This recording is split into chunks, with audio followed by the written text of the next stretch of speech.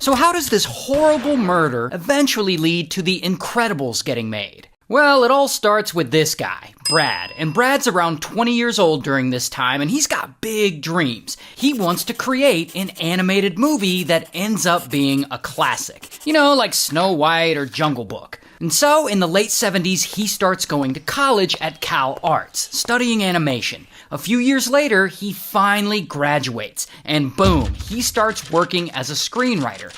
But over the years, most of the movies he writes don't get made. But whatever, Brad's not gonna give up. And he works for years. And then, in 1989, Brad's around 32 years old now, something terrible happens that changes his life forever. See, Brad has a sister, this woman, Susan. And Susan's around 37, and she and Brad are really close. But, unfortunately, Susan is in a terrible marriage. And her husband's an absolute piece of shit. I mean, he's awful to her, he's abusive, and she's been trying to get out of this marriage for a while. So, from what I read, Susan and her husband are separated, or at least they're living in different places at this point. But one night, husband comes over to her house, probably to start some shit, and the two of them get into some kind of fight, and this fight gets really bad. And at some point, he gets so mad that he pulls out his pew-pew, and he just blam, shoots Susan. And then he shoots her again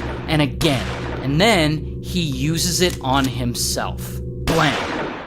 And they're both tragically unalived. And as you can imagine, this is devastating for Susan's whole family. And when Brad hears the news, it hits him hard. I mean, he is beyond depressed. He can't function, he stops working, he shuts down and goes into a daze. He's never had to deal with loss like this. This is the worst. And several years pass, and it's around 1996 now, and he's still coping with this loss. But one day, something changes. See, Brad has been working hard for years, and now he has a contract at Warner Brothers to possibly direct an animated movie. And the execs there, they tell him they have a lot of projects in development. Would you like to direct one of these? And one of those projects is based on a novel written in the 60s called The Iron Man. And it's a story about a big metal robot who becomes friends with a small boy. And so Brad's like, all right, let me read this Iron Man novel to see if I'm interested in this movie project.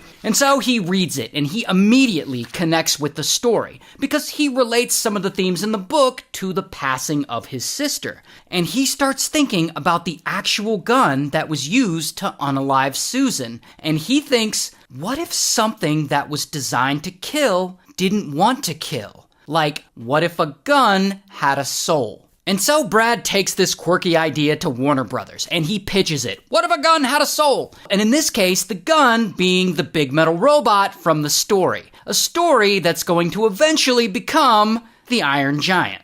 And amazingly, the suits at Warner Brothers say yes. And so for the first time, Brad gets the chance to write and direct his first ever feature film. And so, boom, Brad gets to work right away, banging out the screenplay for this. He wants this Iron Giant movie to not just be an animated classic, but he specifically wants it to help people cope with death and loss the same way he had to deal with losing someone he loves. And so he and his team, they start producing this movie, and they work for years on it. I mean, this movie means everything to Brad. And so he carefully works the themes of death into this children's story. It's dead.